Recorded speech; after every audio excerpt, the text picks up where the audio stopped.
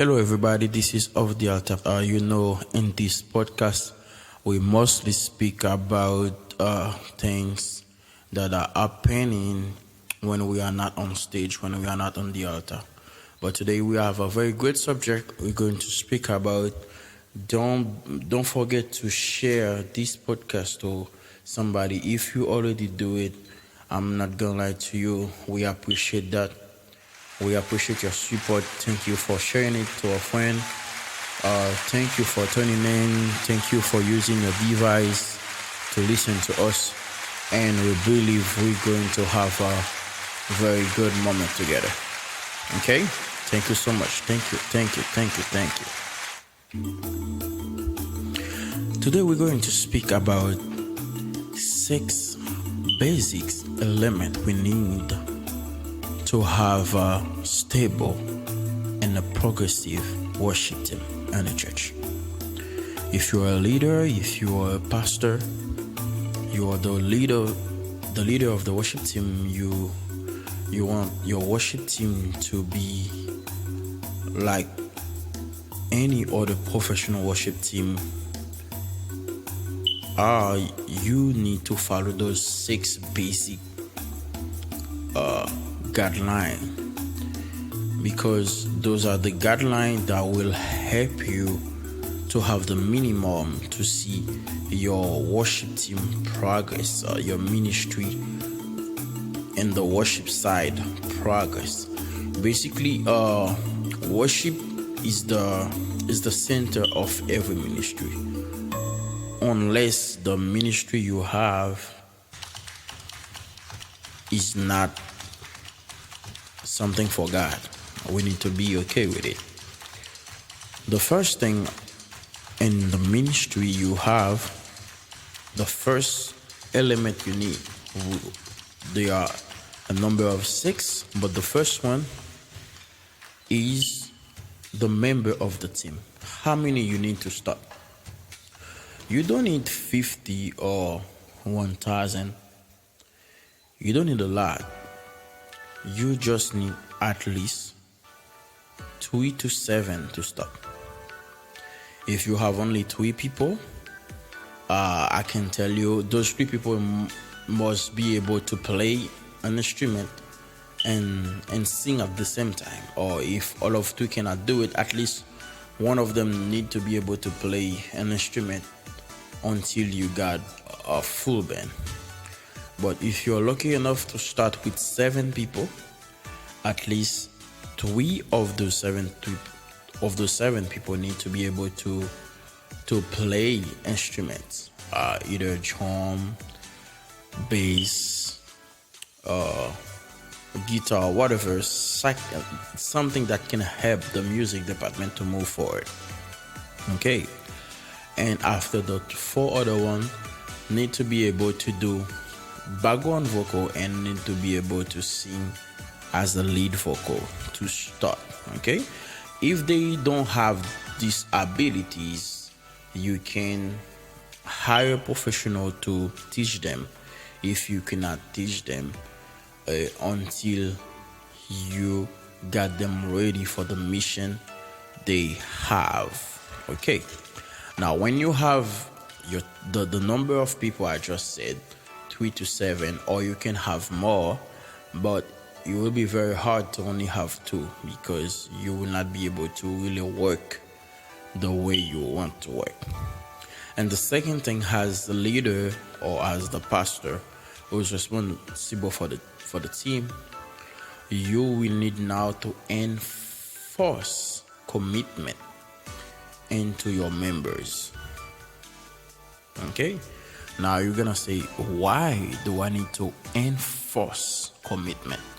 It's not something you're just gonna put the commitment in some water or some juice and give them to drink, but that will take some time. But that not supposed to take a lot of time, because at the beginning of the team, or if that is a team you will work on to rebuild, because there was a leader before, in your leadership, the first thing you need to do is to break down any friendship, any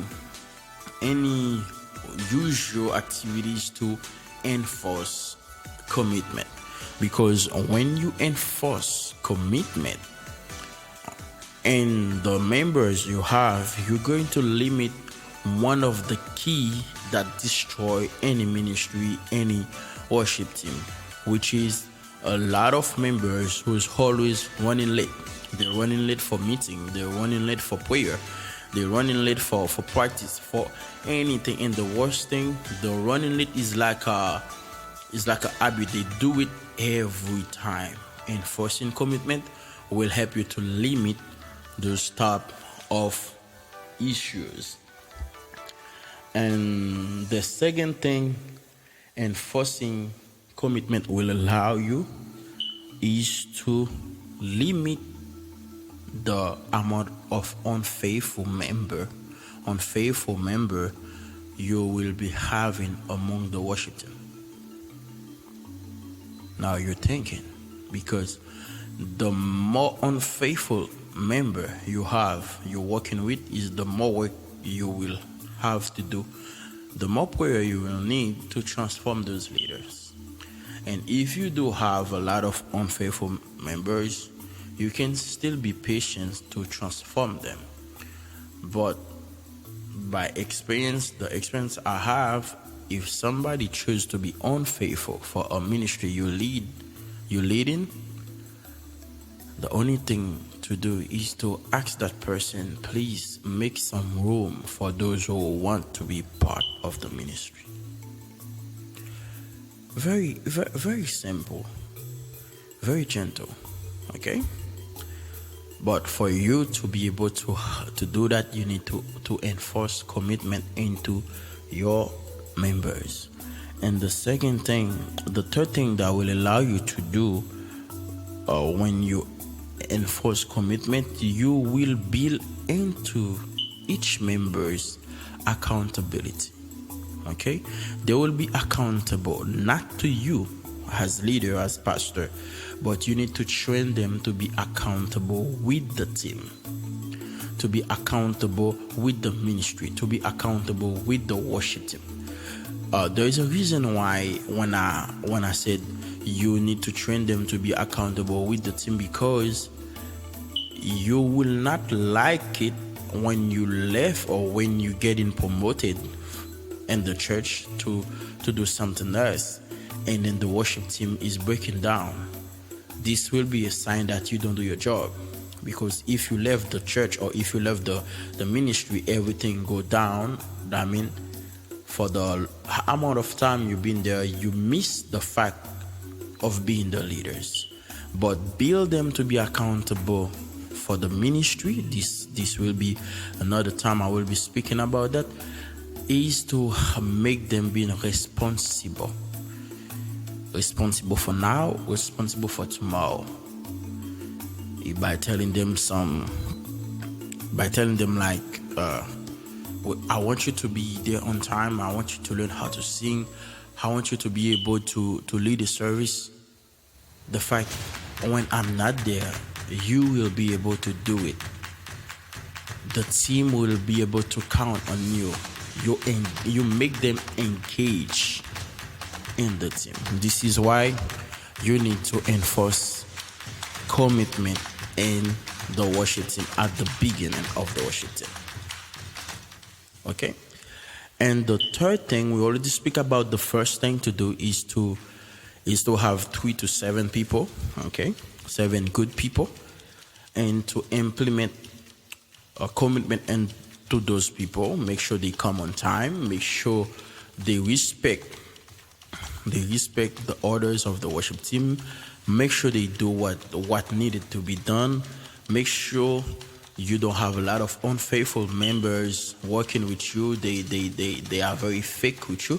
Those things will limit you to do what you need to do, and make sure they are accountable with you. Okay. And the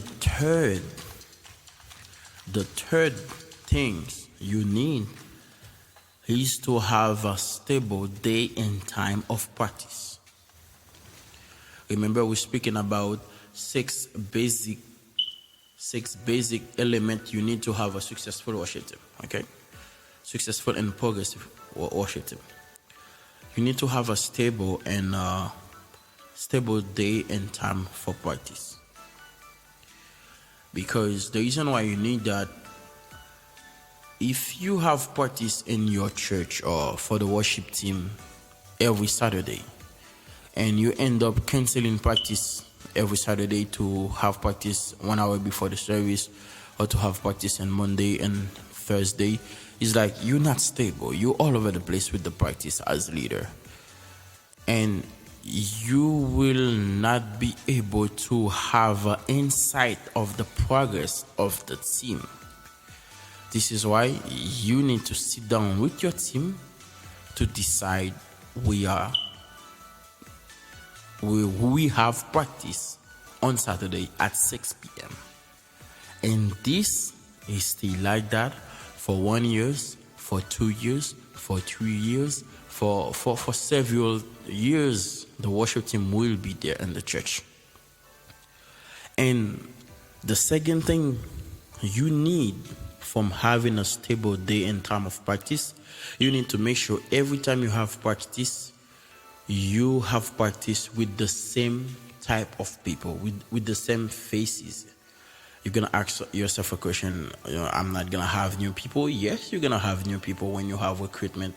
You're going to have new people when they start to see the progress of your worship team from those steps I'm explaining you now.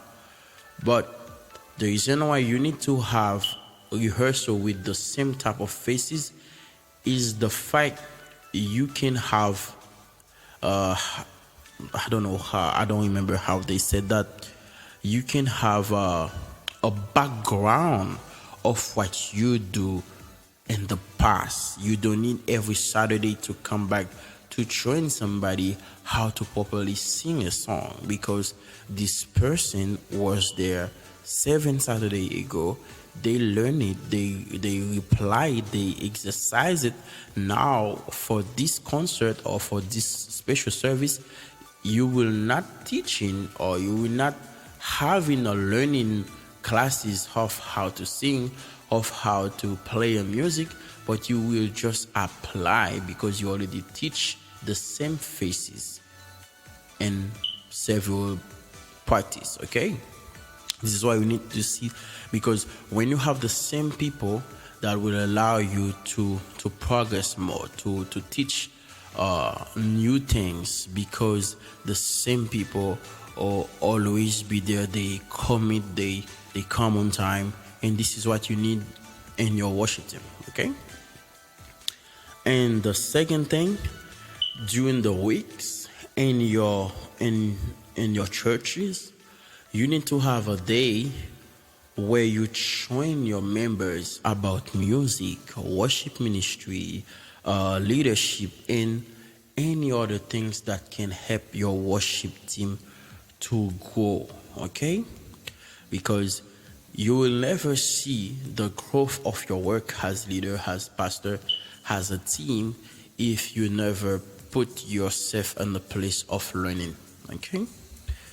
And let's move up to the fourth element you will need.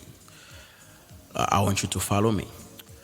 The fourth element that you need to have a successful and progressive worship team is to have a great relationship with the pastor of the church or with the administration of the church. On my YouTube channel, I will post a video about this exact point, and you will learn how to do it. In my future podcast, I will disclose my YouTube, my Facebook channel with you guys, and you can go and check me out, and you will have the chance to see my face as well. You need to have a close relationship with the pastor and the church administration. There is a secret behind that, because the better relationship you have with the church pastor, with the administration of the church, is the best success, is the better success you will have for the service orders, because there is a huge confusion with service orders in churches. There is some service orders, they are really boring. There's no flow, there's no smoothness in the service. It's like everything being done as like mechanical. Everything is mechanical. Like, even though you are more Christian than Jesus, you will be looking for the Holy Ghost, and the Holy Ghost will tell you, hey, my brother, I cannot stay there, man. Everything is mechanical. They don't give me a room to help, and I like to help. Jesus has said I will be a help for them, but they don't give me a way to help, my brother. I can't. You see? Now you need to have a close relationship with the church administration, with your pastor, for you to help them with the service order, to have a better service order, to have a smooth, a better like easy service order, where when somebody come, they have music, they have the worship, prayer, and everything is smooth, and people will love to come back. But that will be able to happen because of you having a good relationship with the pastor. And that will help your worship team as well, because I'm going to give you an example. If you don't have any relationship with the pastor, with the church administration, you will end up being somebody who's just come to drop something, like a FedEx guy. You just drop it there. This is what you're gonna do every 30 minutes of worship in the church. You just drop some music with the worship team, and that's it. You go. There will not be any relationship with other things happening in the service. The pastor will be preaching about money, and you will be singing music about divorce. You see? No, let's move on, because this is another subject. And the fifth element you need is to build a simple community for the worship team. I know a lot of you leaders, you guys want to lead by yourself. You guys are selfish. You guys want to be the door of the house. You don't need windows. You don't need back doors. You don't need side doors. You don't need nothing. You just need to be the principal doors. That's it. One entrance, one exit. But in ministry, as leader, you're not supposed to be thinking like that. You can start leading the worship team 3 months, 6 months by yourself. But on the 7th month, you need to have a committee in place, at least with 2 or 3 people plus yourself. Because one of the advice I'm going to give you as leaders, anything you are doing for more than 10 people, only one person cannot decide for 10 people. Only one leader cannot just decide, okay, I'm going to do this, I'm going to do that for 10 people. No. But 3 to 4 people can decide for 10 people, because you will have the chance of having a taste, of having different ideas of things you can put together to satisfy those 10 people. Okay? Now, if you're a leader, you've been leading the worship team for 10 years by yourself, things will be the same every day. Things will be the same every Sunday, because you don't allow other people to give you advice, and the big lies a lot of leaders give to themselves. Oh, nobody helped me. No, nobody give me advice. No, you don't allow that to happen. Don't expect somebody gonna come and tell you, hey, what to do. No. Open the door. Build a small community. If you started as worship leader, like promote yourself as worship administrator to promote somebody else as worship leader. You see, if you started as the band leader of the ministry, promote yourself as the music director to promote somebody else as the band director. Okay, this is all advice, because most of the time we need to crush our desire, we need to crush our pride of being leaders to allow other people to come and work with us. Okay, and then if we build a small community in the ministry that you've been serving for 6 months by yourself, that will avoid you being the only one on charge. I will avoid that to you. If you're not there, you're the only leaders. Everything, you are the only leader in charge. Everything will stop because you're not there, and you will be happy about that. Oh, I'm not there. There's nothing going on now. They will know I am very important. No, you're not important for the worship team. If you're not there, everything you start is because you're not important. If you were important, you will build somebody to replace you when you're not there, for everything to still work the way it's supposed to be, even you are there or not. This is how you are important for a team. Okay, I will be having a video speaking about that too. And having a small community in the worship team allow you to have a better communication with members. Because if you are the only leaders, you might have in your head to share something with the whole team, but you forget because you have a family issue. But because you already share that with the community, someone will share it to the team. The chance of making a mistake will be small. When we have multiple people with good heart leading the worship team. And last thing, I don't know what you learned from the first 5 elements I gave. If you have any question, I think there is a way you can contact me. You can type on Facebook Sunday Palm, and you can shoot me a text on Facebook, and I can talk to you if you have a question.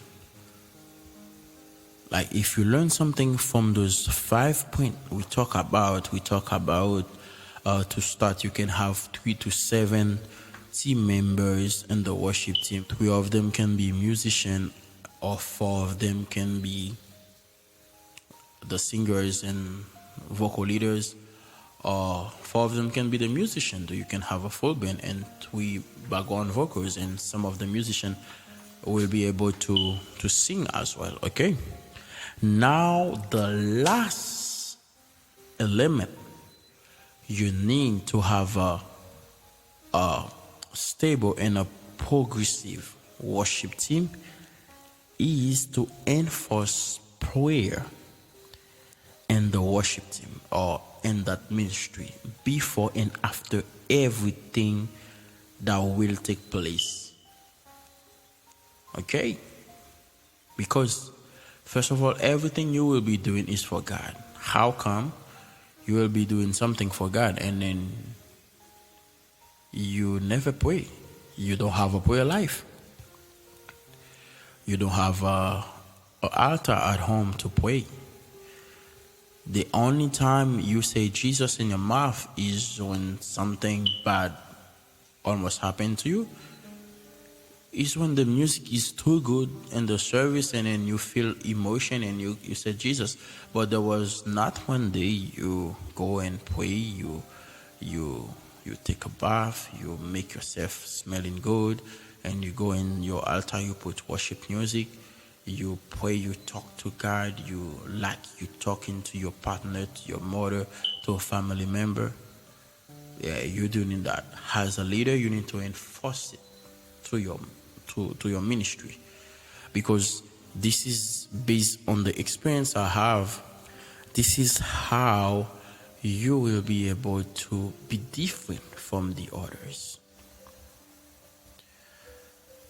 And all the big worship team, Beto, Revelation Worship, Mavic City Music, and all those big worship team or those big gospel industry, they have to go through those 6 elements I just said to. There is more thing you can do. There is more. But this is the 6 basics. If you don't have 1 or 2 of them, you are not doing nothing. Okay? This is the truth. If your musician come like 15 minutes after the service started or 5 minutes before the service start, your musician never be on time. They wait until the practice day to learn the music part. The singers, they keep giving you excuses. Oh, I got kids to take care of. You don't have a ministry. You will be the one standing every Sunday. Or if you are the pastor, you will be the one every time praying for good people to come in. And it will be very hard for good people to come in because of the people you have now. Because the people you have now, they taking the place of the good people who are supposed to come in. Okay. If what I give you now in this podcast help you, just apply them. Don't feel offended by anything I said, but this is what God wants for us, and God has given us before we done. God create music. God don't allow us to go and create music like we create religion or no. God has done it. Not for us, for him. And after God created Lucifer. And the day Lucifer messed up everything, God have to take him off from his position, because what God created music for is something very sensitive. People who's coming late every Sunday, people who's having excuses every week, while even though those excuses they real, but you keep having them in the same day, the same time. It's like you never fix those problems. People who doesn't have commitment, people who is not accountable to you as leader, to the minister, church administration who don't want to work with you, or you don't want to work with them. Those things they not allow to the worship ministry of God. And if you need to have a strong worship ministry, you need to have those 6 points leading your ministry.